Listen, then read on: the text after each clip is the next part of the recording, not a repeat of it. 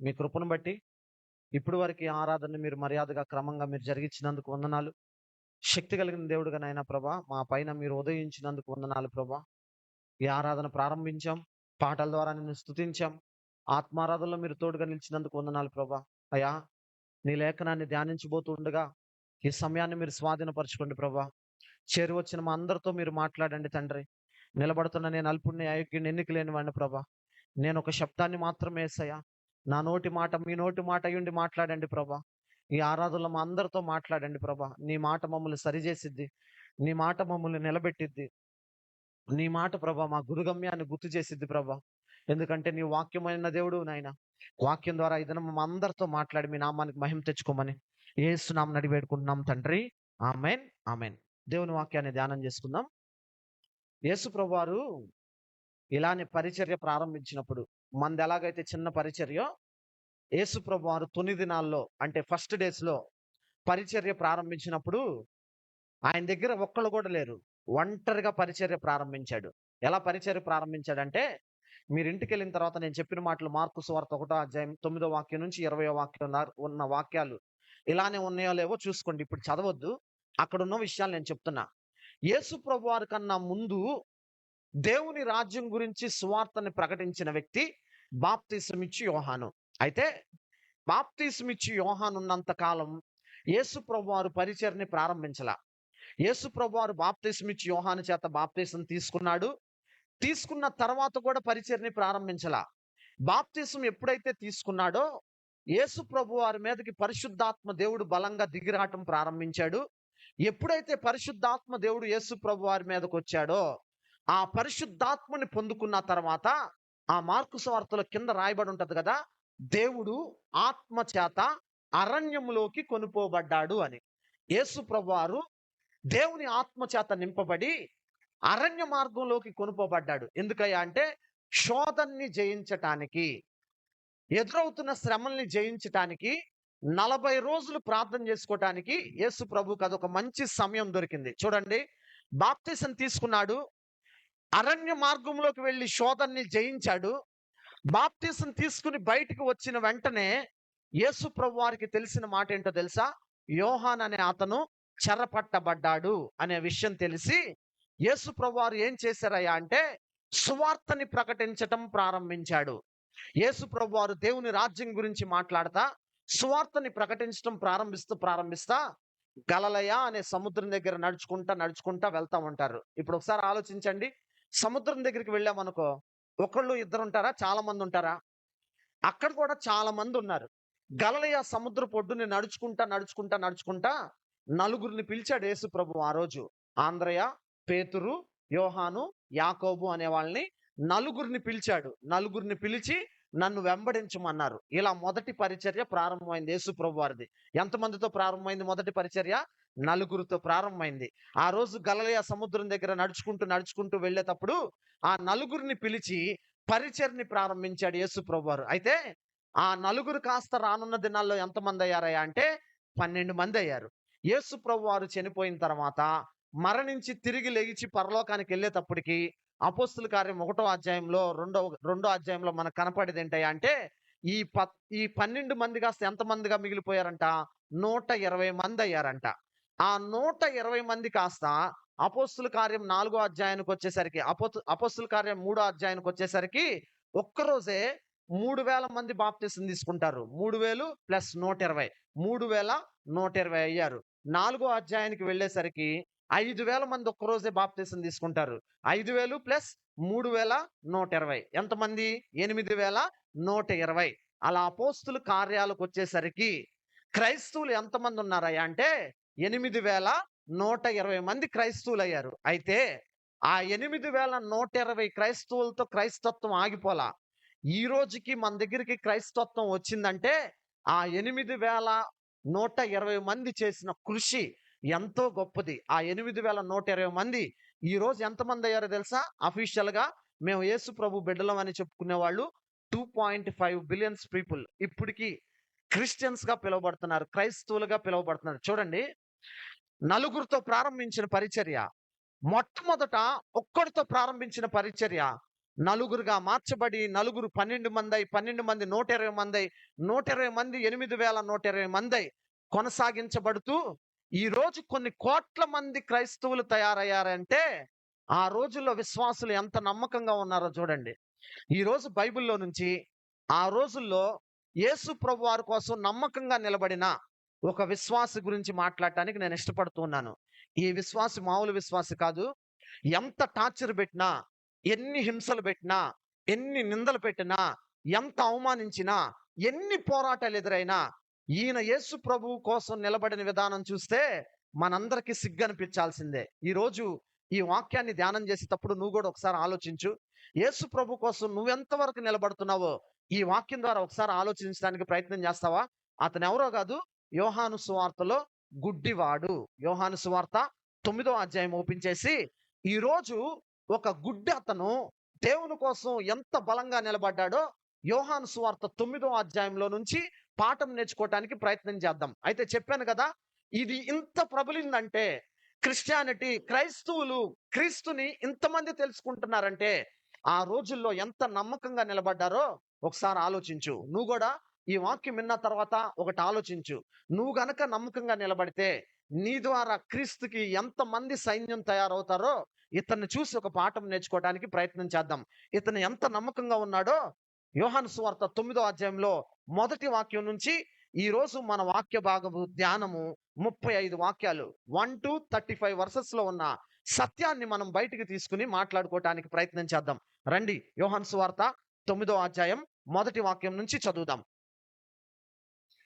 యేసు ప్రభు మార్గాన పోతుండగా మధ్యలో కళ్ళు పోయిన అతను కాదు, ఇతను పుట్టి గుడ్డివాడు ఒకడు యేసు ప్రభువుకి కనపడ్డాడంట. చదువమ్మా.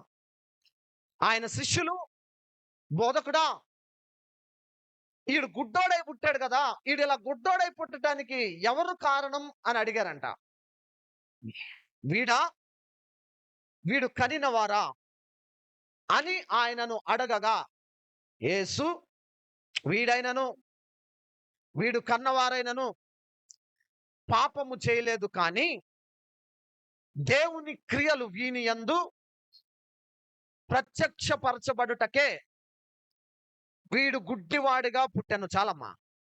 యేసు ప్రభు వారు రోడ్డు మీద వెళ్తా ఎందుకో గుడ్డోడి మీద దృష్టి పడింది ఆయనకి. మార్కు సువార్తలో ఒకసారి మీకు భర్తమయ్య అని ఒక గుడ్డోడు గురించి చెప్పా. కొత్త వాళ్ళకి తెలియదు, పాత వాళ్ళకి తెలుసు. గుడ్డోడు అరిస్తే యేసు ప్రభు వారు వచ్చి నీకేం కావాలంటే నాకు చూపు కావాలి అని చూపు పొందుకుని వెళ్ళాడని మన పాత వాళ్ళకి తెలుసు. చూడండి, ఈ గుడ్డోడు ప్రత్యేకత ఏంటి అంటే అరవలేదు, ఏం చేయలా. ఆ గుడ్డోడైతే అరిచాడు. ఎలా అరిచాడయ్యా అంటే యేసు ప్రభు వెనక్కి తిరిగి చూసి యేసు ప్రభు చూపు అతని మీద పడేలాగా అరిచి స్వస్థత పొందుకున్నాడు. ఈ గుడ్డోడైతే అరవలా. అక్కడ కూర్చుని ఉంటే యేసు ప్రభు వారి చూపే ఎవరి మీద పడిందంట? ఆ గుడ్డి అతని మీద పడిందంట. యేసు ప్రభు చూపు పడితే ఆ వ్యక్తి జీవితం ఎంత సాక్ష్యమో జక్కయ్య గురించి మనం నేర్చుకున్నాం కదా. పొట్టోడైన జక్కయ్య ఆ రోడ్డున దేవుడు వెళ్తా ఉంటే యేసు ప్రభు వారి చూపు ఎవరి మీద పడింది? జక్కయ్య మీద పడింది. దేవుని చూపు గనక ఒక వ్యక్తి మీద పడిందా, ఆ వ్యక్తి ఎంతగా సాక్షిగా నిలబడతాడో బైబిల్లో మనం చాలా మందిని చూపించచ్చు. చూడండి, ఈ రోజు యేసు ప్రభు వారి దృష్టి, ఆయన పరిచయ నిమిత్తం రోడ్డు పైన వెళ్తా ఉన్నాడు. ఒక గుట్ట అతని మీద దృష్టి పడిందంట. అయితే పక్కనున్న వాళ్ళు అడుగుతున్నారు, యేసయ్యా, ఇతను గుట్టోడుగా పుట్టడానికి ఎవరు కారకులు? వీళ్ళ అమ్మ వీళ్ళ నాన్న ఏదైనా పాపం చేస్తే వీడింత లోపంగా పుట్టాడా అని దేవుడిని అడుగుతుంటే దేవుడిచ్చిన ఆన్సర్ ఏంటంటే వీళ్ళ అమ్మ పాపం చేయలా, వీళ్ళ నాన్న పాపం చేయలా, వీళ్ళ పితరులు ఎవరు పాపం చేయలా. వీడు గుడ్డోడుగా ఎందుకు పుట్టాడో తెలుసా? నా మహిమ, దేవుని మహిమ వీడిలో కనపడటానికే వాడు గుడ్డోడుగా పుట్టాడు అని దేవుడు సెలవిస్తా ఉన్నాడు. చూడండి, మనం అనుకుంటా ఉంటాం, నేనేం చేశానో, నేనేం పాపం చేశానో నా జీవితం ఇలా అయిపోయింది, నేనేం తప్పులు చేశానో నా జీవితం ఇలా అయిపోయింది అని. కొంతమందిని మాత్రం దేవుడు ఏం చేస్తాడు తెలుసా? నువ్వేదో చేసేవని నీ జీవితాన్ని అలా పెట్టడు. నీ ద్వారా దేవుని నామము మహిమపరచబడటానికి దేవుడు ఆ రీతిగా శ్రమల మార్గంలో నుంచి నిన్ను నడిపిస్తా ఉంటాడనమాట. చూడండి, యేసు ప్రభు వారి చూపు అతని మీద పడింది. అప్పుడు దేవుడు ఏం చేస్తాడో చూద్దాం. పగలున్నంత వరకు నన్ను పంపిన వాని క్రియలు మనము చేయుచుండవలెను, రాత్రి వచ్చుచున్నది, అప్పుడు ఎవడనూ పని చేయలేడు. నేను ఈ లోకంలో ఉన్నప్పుడు లోకమునకు వెలుగునని చెప్పెను. ఆయన ఇట్లా చెప్పి నేల మీద ఉమ్ము వేసి ఉమ్ముతో బురద చేసి వాడి కన్నుల మీద ఆ బురద పూసి, నీవు సిలోహు అనే కోనేటికి వెళ్ళి అందులో కడుక్కోమని చెప్పాను. ఎస్, సిలోహు అనే మాటకు పంపబడిన వాడు అని అర్థము. చాలమ్మా, చాలు, మళ్ళా చదువుకుందాం. యేసు ప్రభు ఆ గుడ్డోని చూసి నువ్వు స్వస్థపడు అంటే ఆడి గుడ్డుకు అతనికి కళ్ళు రావటం ఎంతసేపు పట్టిద్ది? నిమిషము పనే. మనం మార్కు సువార్తలో బర్తలమై గురించి చదువుకున్నప్పుడు యేసు ప్రభు నిశ్చయముగా నువ్వు చూపు పొందుదువు అని అనంగానే ఏమైంది? అతనికి చూపు కలిగింది. కానీ ఈ గుడ్డోని దేవుడు ఏం చేశాడు తెలుసా? చూపు కలుగు అనే మాటలు మాట్లాడలా. ఈ గుడ్డోని దేవుడు ఏం చేశాడయ్యా అంటే ఉమ్ము వేశాడు, దాన్ని బురద చేశాడు. ఆ బురదను ఎక్కడ రాశాడు? కళ్ళ మీద పడేలాగా చేసి కళ్ళ మీద ఇంత శుద్ధలు ఉండబెట్టాడు. ఒకసారి ఆలోచించు. నీ పక్కన గుడ్డోడుంటే ఉమ్మూసి బురద చేసి ఆడు కళ్ళు మీద పడితే ఆడి పరిస్థితి ఏందో ఒకసారి ఆలోచించి. ఏమంటాడు ఆడు? నిన్నెవరైనా ఏమైనా అడిగారా? నా దారి నేను ఈడ కూర్చుంటే ఉమ్ము ఇటువెందుకు, బురద ఇటువెందుకు, నా కళ్ళ మీద పెడతావు ఎందుకు? పోనీ పెట్టినోడు బాగానే ఉన్నావు, నీకు కళ్ళు వస్తే అని ఒక మాట చెప్తే బాగుండేది కదా అని అనుకుంటారు కదా. దేవుడు తనకు పెట్టిన పరీక్ష ఏంటయ్యా అంటే ఉమ్ము రాశాడు, ఉమ్ము పెట్టి బురద చేసి కంటికి రాశాడు. కొంచెం దూరం నడిచెల్లి సీలోహులో కడుక్కోమంటున్నాడు. కొంచెం దూరం నడిచెల్లి కోనేట్లో కడుక్కోమంటున్నాడు. చూడండి, ప్రార్థన చేసిన వెంటనే కొంతమందికి వెంటనే స్వస్థత రాదు. దేవుడు కావాలనే కొంత దూరం నడిపిస్తాడు, కొంత దూరం వెళ్ళమంటాడు, కొంత దూరం వెళ్ళిన తర్వాతే స్వస్థత ఉంటుందని దేవుడు చెప్తా ఉన్నాడు. చూడండి, గుడ్డోడికి బురద రాశాడు, బానే ఉంది. ఈ గుడ్డోడు నడవలేడని తెలుసు. ఈ గుడ్డోడు ఎక్కువ దూరం ప్రయాణం చేయలేడని తెలుసు. ఈ గుడ్డోడు ఇంకొకటి సపోర్ట్ లేకుండా 2 అడుగులు వేయలేడని తెలుసు. ఎందుకంటే ఇతను పుట్టు గుడ్డివాడు గనక. కానీ దేవుడు ఇతనికి పెట్టిన పరీక్ష ఏంటయ్యా అంటే బురద రాశాడు. అసలే ఇరిటేషన్ తో ఉన్నాడు గుడ్డోడు. ఏంట్రా బాబు ఈ బురద, ఈ కళ్ళంతా ఒక రకంగా ఉన్నాయని. ఆ ఇరిటేషన్ తో ఉన్న వ్యక్తితో దేవుడు మాట్లాడుతున్న మాట ఏంటో తెలుసా? ఎల్లి శ్రీలోకి వెళ్ళి నీ కళ్ళు కడుక్కోమని చెప్తున్నాడు. 2 అడుగులు వేయలేని పరిస్థితిని 4 అడుగులు నడవమంటున్నాడు యేసయ్య. దేవుడు ఒక్కొక్కసారి నువ్వు ప్రార్థన చేసినప్పుడు, నీకు ఆరోగ్యం బాగాలేనప్పుడు కావాలనే నిన్ను కొంత దూరం నడిపిస్తాడు. ఎందుకో తెలుసా? ఈ గ్యాప్ లో నీ ఆత్మీయ జీవితం ఏంటో పరీక్ష చేయడానికే కొంత గ్యాప్ పెడతాడు దేవుడు. నా జీవితంలో జరిగిన ఒక సంఘటన చెప్తాను. పోయిన సంవత్సరం 2024 25 కాదు 24 డిసెంబర్ నెలలో బాగా తట్టుకోలేంత నొప్పి వచ్చింది. కిడ్నీ పెయిన్, కిడ్నీ భయంకరమైన నొప్పి. అప్పటికి 20 రోజులు అయిపోయినాయి. యూరిన్ రాక టాయిలెట్ లో బ్లడ్డే పడుతుంది. 2-3 బొట్లు బ్లడ్ పడుతుంది. 2 నెలలు ఓచుకున్నాను. ఓచుకోలేక నేను హాస్పిటల్కి వెళ్ళాను. దేవుని దగ్గర మొరపెడతానే ఉన్నా, హాస్పిటల్కి వెళ్ళాను. హాస్పిటల్కి వెళ్ళిన తర్వాత డాక్టర్ గారి దగ్గర చెక్ చేయించుకున్నప్పుడు డాక్టర్ గారు నాకు చెప్పిన మాట, బాబు నీ కిడ్నీ ఇన్ఫెక్షన్ అయ్యి ఉబ్బింది, ఉండాల్సిన సైజు కన్నా ఉబ్బింది. ఎక్కడైతే రాయి ఇరుక్కుపోయిందో అక్కడ ర్యాప్చర్ జరిగి, అంటే అక్కడ రాయి నిన్ను పొడుస్తా ఉంటే ఆ పొడిచిన రక్తం నీకు యూరిన్ రూపంలో బయటకు వస్తుంది. నీకు అర్జెంటుగా ఆపరేషన్ చేయాలి. నీ రాయి సైజు 14 mm అన్నారు. 14 mm అంటే చెనక్కాయ పప్పులు చూశారు కదా, చెనక్కాయ గుళ్ళు అంత గుండు కిడ్నీలో నుంచి పైపులో ఇక్కడ మధ్యలో ఇరుక్కుపోయింది. రేపు పొద్దున్నే వాకింగ్ చెప్పాలి జనవరి 1కి. డాక్టర్ గారితో నేను చెప్పిన మాట, డాక్టర్ గారు 1వ తారీఖు వేరే చర్చిలో వాకింగ్ చెప్తానని చెప్పానండి. 1వ తారీఖు అయిపోయిన తర్వాత వచ్చి నేను ఆపరేషన్ చేయించుకుంటానని చెప్పి ఇంటికి వచ్చి ఒక చిన్న ప్రార్థన చేసుకున్నా. యేసయ్యా, డాక్టర్ గారికి అయితే ఆ మాట చెప్పా, నేను 1వ తారీఖు వాకింగ్ చెప్పడానికి వెళ్తున్నా, వాకింగ్ చెప్పి వచ్చేసరికి నాకు స్వస్థత కావాలి యేసయ్యా అని ప్రార్థన చేశా. ప్రార్థన చేసుకుంటా ఉన్నా. నేను ఒక్కరోజే స్వస్థత అడిగాను కదా. జనవరి అయిపోయింది, ఫిబ్రవరి అయిపోయింది, మార్చి అయిపోయింది, స్వస్థత రాలా. హాస్పిటల్కి వెళ్ళబుద్ధి కాటలా. మరలా మోకరించి ప్రార్థన చేసుకున్నా, దేవా ఇక నేను చచ్చిపోతే నీ కొరకు సాక్షిగా ఉంటాను, నన్ను తీసేసుకో, నేను ఈ నొప్పి భరించలేకపోతున్నాను ప్రభు అని ఇలానే ప్రార్థన చేసుకున్నా. ఆ రోజు చర్చిలో బల్లారాధన అయితే బల్లారాధన తీసి ఇంటికి వచ్చుకుని అలా కూర్చున్నాను. నాకు ఇంకా నొప్పి ఎక్కువైపోయింది, ఇంకా రక్తం ఎక్కువ కారుతుంది. ఆ టైంలో నా భార్యతో ఒకటే మాట చెప్పా, స్రవంతి ఏదో తేడాగా ఉంది, ఏదో ఒకటి కదులుతా వస్తున్నట్టు ఉంది స్రవంతి. సో నేను వాష్రూమ్కి వెళ్ళి వస్తానని అలా ప్రార్థన చేసుకుంటా, స్తోత్రాలు చెప్పుకుంటా, ఏసు రక్తమే జయం, ఏసు రక్తమే దాన్ని చేయమని జయం చెప్పుకుంటా 4 అడుగులేసి వాష్రూమ్కి వెళ్తే ఏమైందో తెలుసా? నన్ను హింసించిన 6 నెలలు రాయ 14 ఎంఎంది టపామని పడిపోయింది. ఇది చూడండి, స్వస్థపరచాలనుకుంటే నా యేసయ్య నన్ను ఆ రోజే స్వస్థపరచొచ్చు. కానీ 4 నెలలు ఎందుకు నడిపించాడు నేను ప్రార్థన చేసుకున్న తర్వాత? కిడ్నీ ఇన్ఫెక్షన్ అయిందని తెలుసు, పుండు పడుతుందని తెలుసు ఆ ఏరియాలో. ఒక మొండిగా కూర్చుని ప్రార్థన చేసుకుంటా 4 నెలలు భరించి తట్టుకోలేక ఒక రోజు ఏడుస్తుంటే దేవుడు ఆ రోజు కార్యం చేసి చూపించాడు. కొంతమందిని దేవుడు పరీక్షించే విధానం ఎలా ఉంటదయ్యా అంటే, స్వస్థత వెంటనే రాదు. ఏం చేస్తాడు తెలుసా? కొంత దూరం నడిచిన తర్వాత స్వస్థత వస్తది. ఈ గుడ్డోడికి పెట్టిన పరీక్ష ఏంటయ్యా అంటే, స్వస్థపడు అని చెప్పట్లా. ఎక్కడికి వెళ్ళమంటున్నాడు? సీలోహుకు వెళ్ళు. సీలోహు అంటే పంపబడిన వాడు. దేవుని దగ్గరికి వెళ్ళి కడుక్కోవయ్యా, నీ కళ్ళు బాగుపడతాయి అన్నాడు. ఈ గుడ్డోడు ఏం చేశాడు తెలుసా? బురద ఉంది, నేను నడవలేను, సీలోహు దూరంలో ఉంది, నా వల్ల కాదు అనే సాకులు చెప్పలా. ఈ గుడ్డోడు ఏం చేశాడు తెలుసా? కళ్ళు లేకపోయినా సీలోహు లోయలోకెళ్ళి కళ్ళు కడుక్కున్నాడంట. ఎంత విశ్వాసం చూడండి ఈ గుడ్డోడు. ఒక్కసారి దేవుణ్ణి చూడలేదే, యేసు ప్రభుని కంటితో కూడా చూడలేదే, ఇలా ఉంటాడని తెలియదే, ఈయన ద్వారా స్వస్థతలు వస్తాయని ఎప్పుడు వినలేదే, దారిని కూర్చున్నాడు, దేవుడు వచ్చాడు, మాట్లాడాడు, నీకు స్వస్థత కలిగిద్దిరా బాబు, నువ్వు సీలోహు వరకు నడిచెళ్ళి కడుక్కో అంటే ఏమి ఆలోచించకుండా గుడ్డోడు ఏం చేశాడు తెలుసా? ఇది దేవుని మాట, నేను నమ్మాలని నమ్మి సీలోహుకు వరకు నడుచుకుంటా వెళ్ళాడు. మనలో చాలా మంది ఏం చేస్తాం తెలుసా? అంత లేటా, అంత ఆలస్యమా, అప్పుడు దాకా పడాలా, అప్పుడు వరకు జరగదా, ఛా వీళ్ళేంటి, వీళ్ళ ప్రార్థన ఏంటి? మనకైతే ఇలాంటి మాటలు వస్తాయి. గుడ్డోడికి అలాంటి మాటలు రాలేదండి. సైలెంట్ గా దేవుడు చెప్పినట్టుగా చేశాడు. కింద ఆ మాటలు చదువు.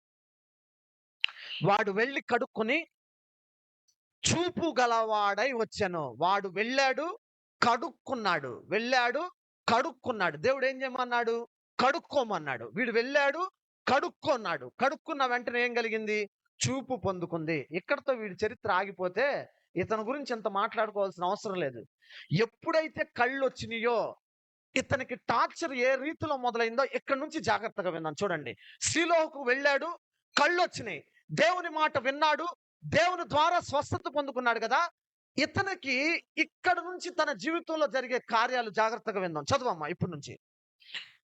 కాబట్టి పొరుగువారును వాడు అడుక్కునేవాడని, అంతకుముందు చూచి ఉన్నవాడును వీడు కూర్చుండి భిక్షమెత్తుకునేవాడు కాడా అనిరి. వీడే అని కొందరు, వీడు కాడు, వీడు లాంటోడు ఇంకొకడని మరికొందరును అనిరి. వాడైతే నేనే అనెను. చాలమ్మా. వీడికి ఎప్పుడైతే కళ్ళు వచ్చినాయో అందరు ఇతని దగ్గరికి రావటం ప్రారంభించాడు. ఒరే, నిన్నటిదాకా ఇక్కడ అడుక్కునేవాడు వీడే అంటాడు కొంతమంది, పక్కన ఉన్నవాడు అంటాడు, ఒరే వాడు కదరా బాబు వాళ్ళు అంటాడు, ఇంకోడు అంటాడు. ఇలా డిస్కషన్స్ జరుగుతూ ఉన్నప్పుడు వాడు ఏమన్నాడు తెలుసా?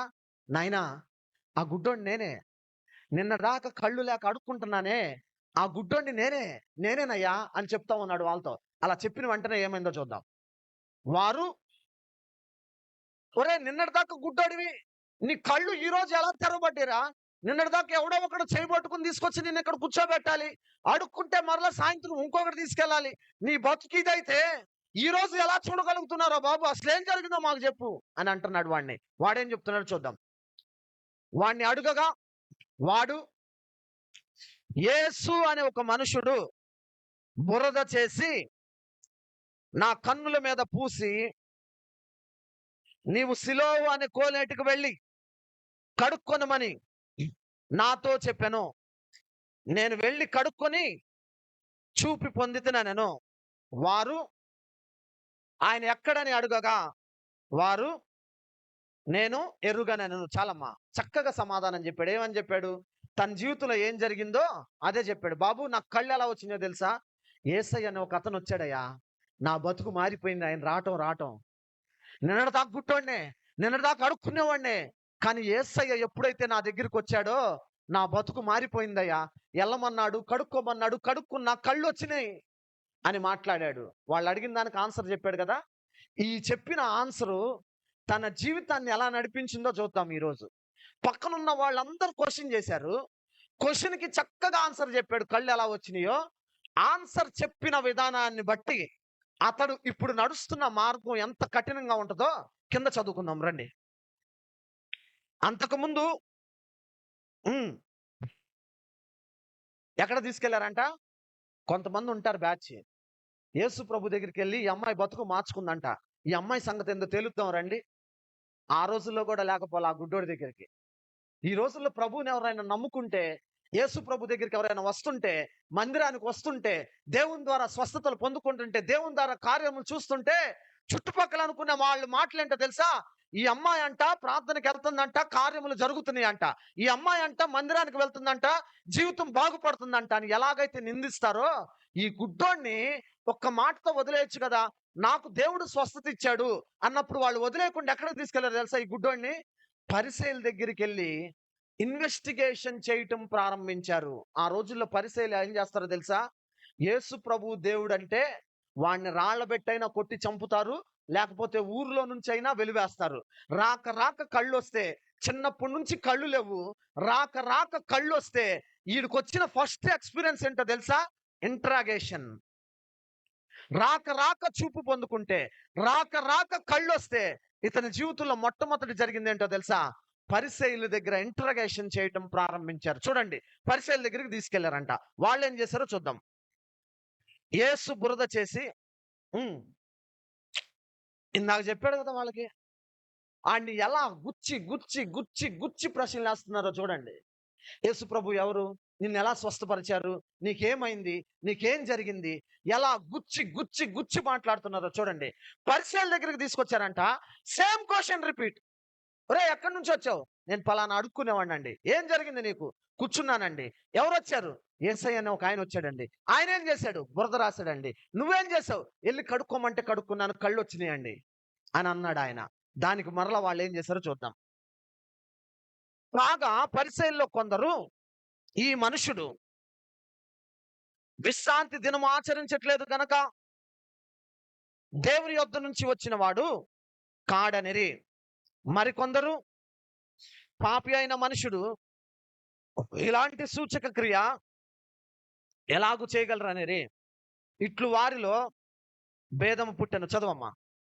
కాబట్టి వారు మరలా ఆ గుడ్డి వారితో, అతను నీ కన్నులు తెరిచినందుకు నీవు అతన్ని గూర్చి ఏమనుకున్నుచున్నావని అడగా. చాలమ్మా. నేను ఇందాక ఒక మాట చెప్పా. యేసు ప్రభువుని నమ్ముకున్నా, యేసు ప్రభు దేవుడని ప్రవక్త అని మాట్లాడినా ఆ రోజుల్లో ఒక పని చేస్తారని చెప్పా. ఏమని చెప్పాను? అయితే వెలివేస్తారు, లేకపోతే రాళ్ల పెట్టి కొట్టి చంపుతారు.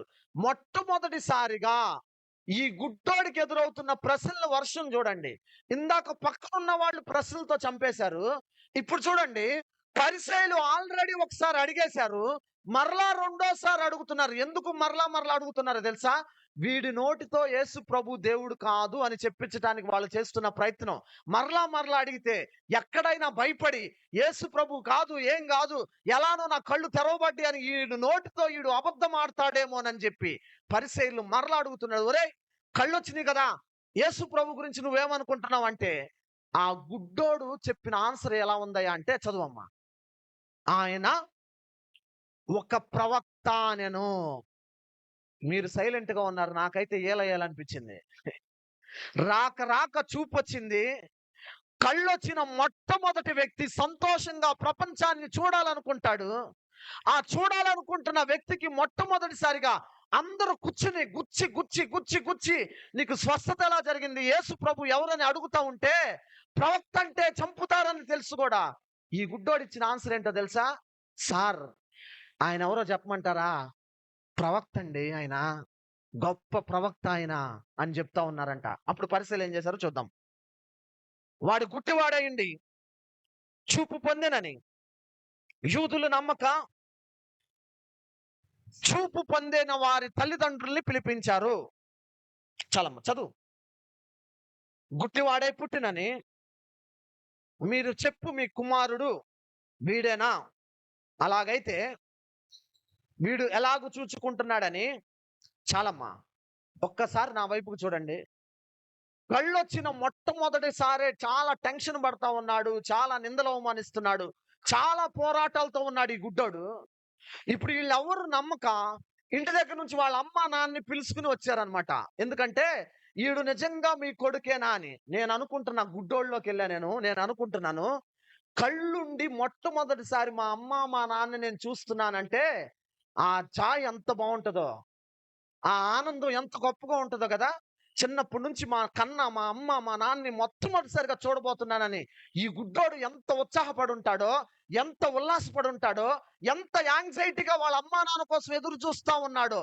వాళ్ళ అమ్మా నాన్న రానే వచ్చారు. రానే వచ్చిన తర్వాత వాళ్ళ అమ్మా నాన్న ఏమన్నారో చూద్దాం. చూడండి, పరిసయ్యులు అడుగుతున్నారు, అమ్మా ఈడు పుట్టుగుడ్డాడు మీ కొడుకా కాదా అని అమ్మా నాన్న అడుగుతున్నప్పుడు వాళ్ళ అమ్మా నాన్న ఏమన్నారో చూద్దాం.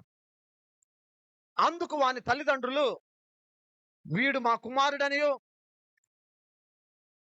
వీడు కుట్టివాడిగా పుట్టెననియు మేము ఎరుగుదము. ఇప్పుడు వీడు ఎలా చూస్తున్నాడో ఎరుగము. ఎవడు వీడు కన్నులు తెరిచినో అది మాకు తెలియదు.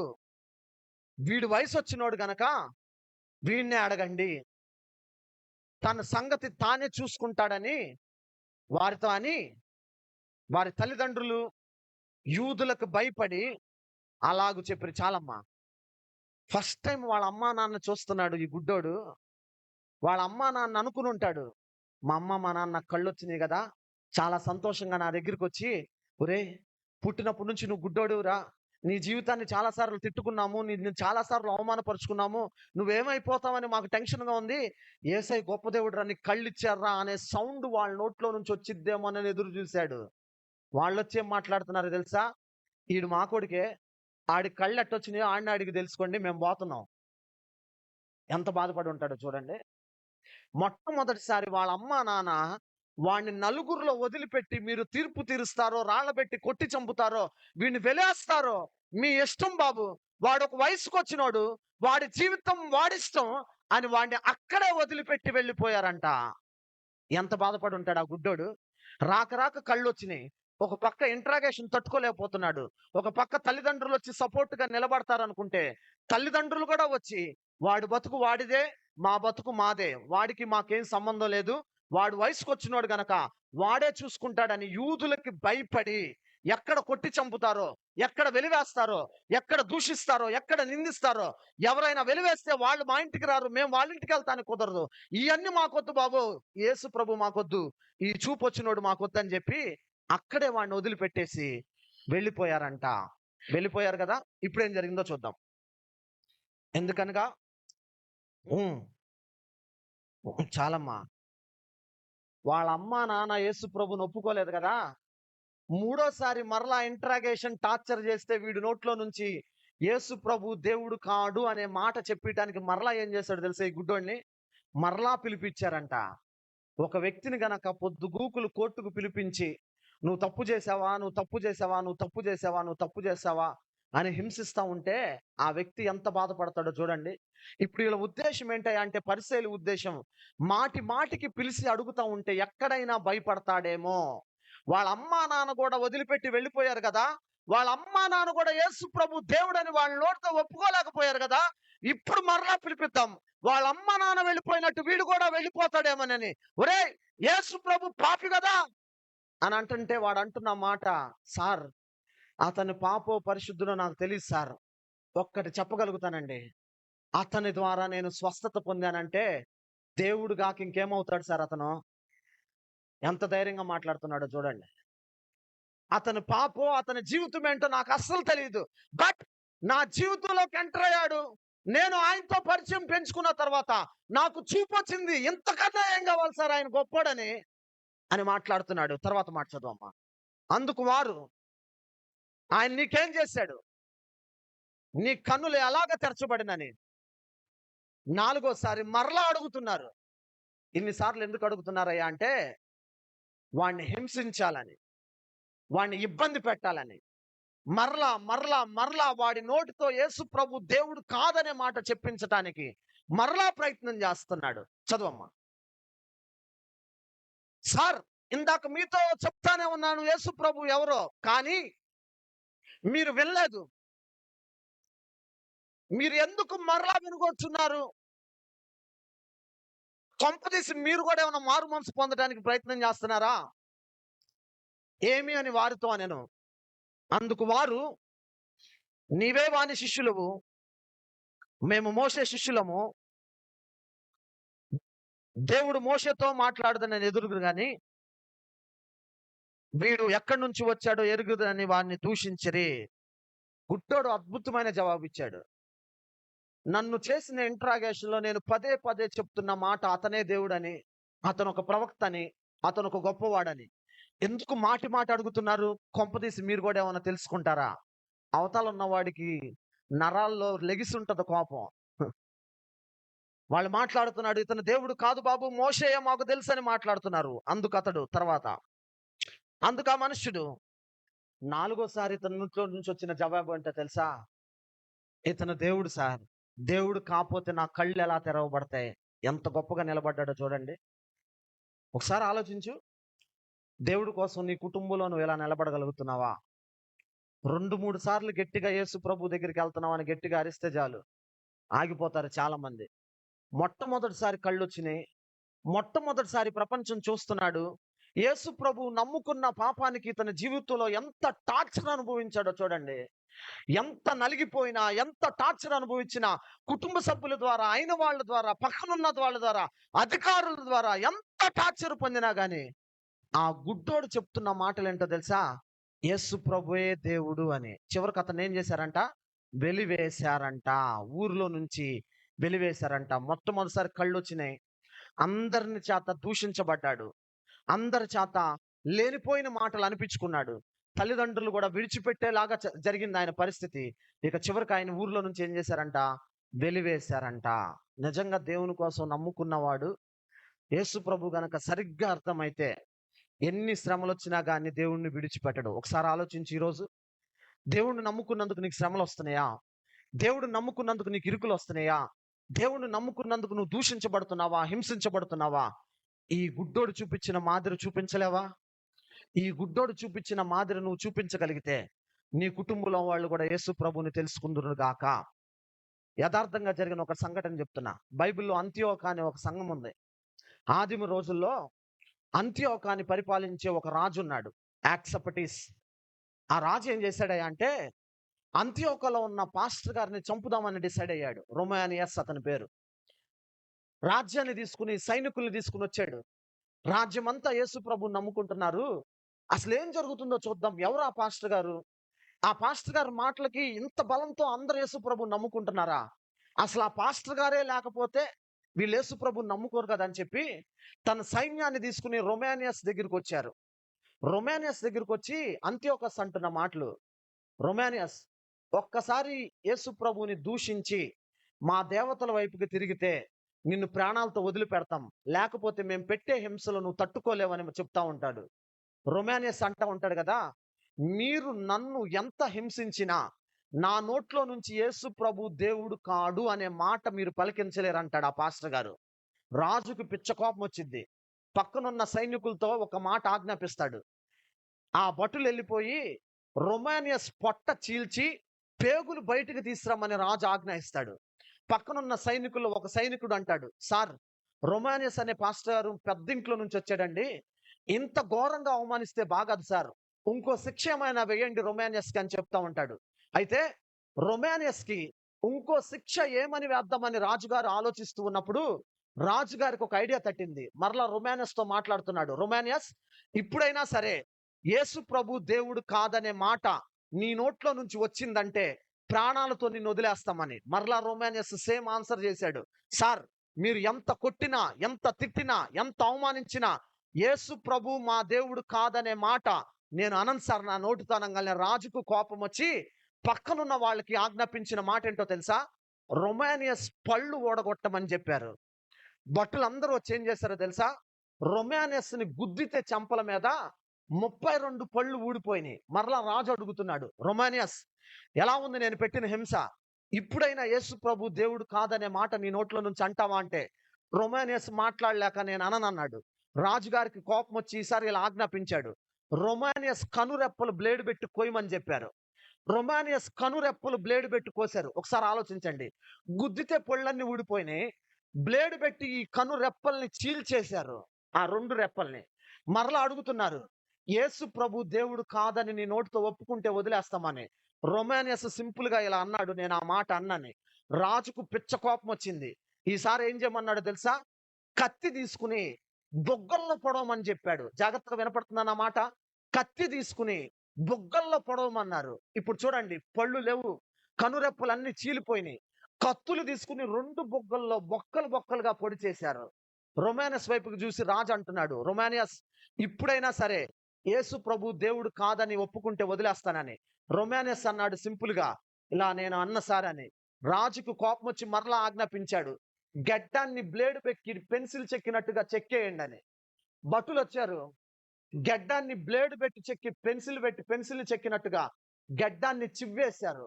అప్పుడు రొమానియస్ వచ్చి రాని మాటలతో తన పక్కనున్న పిల్లోడితో అంటున్నాడు, యేసు ప్రభు దేవుడా కాదా అని.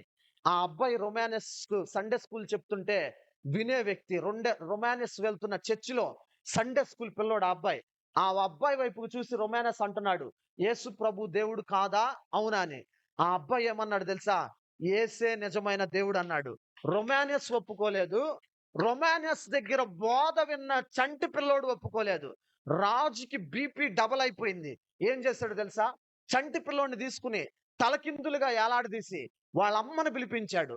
వాళ్ళ అమ్మను పిలిపించి రొమానియస్ వాళ్ళ అమ్మ ముందు ఆ చంటి పిల్లోడితో ఒక్క మాట అంటున్నాడు, ఒరేయ్, యేసు ప్రభు దేవుడు కాదు అని చెప్తే నిన్ను వదిలిపెడతాంరా అని చెప్తే వాళ్ళమ్మ ఇక్కడి నుంచి అరవటం ప్రారంభించింది. బాబు, యేసు ప్రభు దేవుడు కాదు అని మాత్రం నువ్వు ఒప్పుకోకు నాయనా. ఒక్కసారి మన పాస్టర్ గారు వాక్యం చెప్పారు కదా, అబ్రహామును ఇస్సాకు బలిచ్చేటప్పుడు ఎంత మౌనంగా ఉన్నాడో, నిన్ను ఎన్ని కొట్టినా గాని అలానే మౌనంగా ఉండు గాని యేసు ప్రభు దేవుడు కాదనే మాట నీ నోట్ల నుంచి రాకూడదు నాయన అని చెప్పింది వాళ్ళమ్మ. వాళ్ళమ్మ ఎప్పుడైతే చెప్పాడో, ఈ కుర్రోడు తలకిందులుగా ఏలాడదీయబడుతుంటే యేసు ప్రభు దేవుడు కాడు అని చెప్పాడు. యేసు ప్రభు నా దేవుడే అని చెప్పాడు గాని యేసు ప్రభు దేవుడు కాదు అని చెప్పాడు. రాజుకు కోపం వచ్చి కొరడాలతో కొట్టించాడు. అయినా ఆ చిన్నోడు కూడా ఒప్పుకోలా. రాజుకు కోపం వచ్చి ఈసారి ఆజ్ఞాపించిందంటే తెలుసా? ఆ చిన్న పిల్లోడు జుట్టు పీకేయండి, చర్మం ఒలిచేయండి బతికుండగానే అని చెప్పారు. వాళ్ళ అమ్మ చూస్తుంది, పాస్టర్ గారు చూస్తున్నారు. ఆ చిన్న పిల్లోడు జుట్టు పట్టుకుని ఇలా పీకేశారు, కోడి బొచ్చి పీకేసినట్టు. బ్లేడ్ తీసుకొచ్చి శుభ్రంగా చర్మం అంతా కోడి చర్మం ఒలిసినట్టు ఒలిచేశాడు. ప్రాణం పోయే చివరి క్షణాల్లో కూడా పాస్టర్ గారు యేసు ప్రభు దేవుడు కాదని ఒప్పుకోలేదు. ఆ చిన్నవాడు దేవుడు అని ఒప్పుకోలేదు. ఏమైందో తెలుసా? అంతియోకస్ దెబ్బకి దేవుని గురించి ఆలోచించటం ప్రారంభించాడు ఆ రోజు. నువ్వు నిలబడితే నీ ద్వారా అనేక మంది దేవుణ్ణి తెలుసుకోగలుగుతారు. యేసు ప్రభు దగ్గరికి నడవటం అంటే సంతోషంగా పూలపాల మీద నడవటం కాదు. కష్టాలు వస్తాయి, శ్రమలు వస్తాయి, నిందలు వస్తాయి, అవమానాలు వస్తాయి, పోరాటాలు వస్తాయి. వీటన్నిటిని తట్టుకుని నిలబడి చూడు, నా దేవుడు నీ ద్వారా అనేక మందిని యేసు కోసం సిద్ధపరచును గాక. నేను చెప్పిన సాక్ష్యం ఎప్పుడైనా మీరు వినాలనుకుంటే హతసాక్షులు అనే పుస్తకం కొనుక్కోండి. ఎక్కడైనా మీటింగ్స్ లో 8వ నెంబర్ పేజీలో ఈ మాటలన్నీ కనపడతాయి, చదువుకోండి. చాలా హతసాక్షుల గురించి ఉంటది. ఆ హతసాక్షుల పుస్తకంలో 8వ నెంబర్ పేజీలో రొమానియస్ అనే అతని చరిత్ర ఉంటది, చదవండి. ఎంత బలంగా ఉంటుందో చూడండి. ఈ గుడ్డోడు కూడా చూస్తే ఎంత హింస పెట్టినా, ఎన్ని నిందలు పెట్టినా, ఎన్ని అవమానాలు ఎదురైనా ఈ గుడ్డోడు నోట్లో నుంచి యేసు ప్రభు దేవుడు కాదనే మాట రాలేదు. చూసారా? ఆఖరికి వెలివేయబడ్డారా? ఎక్కడితో కూడా ఇతని జీవితం అయిపోలా. వెలివేయబడిన తర్వాత ఏమైందో తెలుసా? యేసు ప్రభు ఎత్తుక్కుంటా గుడ్డోడి దగ్గరికి వచ్చాడు. చదవమ్మా మాటలు. పరిసయ్యులు వారిని వెలివేసిరి. యేసు విని వారిని కనుగొని, నీవు దేవుని కుమారుని యందు విశ్వాసం ఉంచుచున్నావా అనిరి. అందుకు వాడు, ప్రభువా, నేను ఆయన యందు విశ్వాసం ఉంచుటకు ఆయన ఎవరయ్యా అని అడగగా, యేసు, ఎవరో కాదయ్యా, నిన్ను స్వస్థపరిచిన యేసయ్యని నేనే అని అన్నాడు. నీతో మాట్లాడుచున్నవాడు ఆయనే అనెను. అంతటా ప్రభువా, నేను విశ్వాసం ఉంచుచున్నానని చెప్పి ఆయనకి మొక్కెను. అప్పుడు యేసు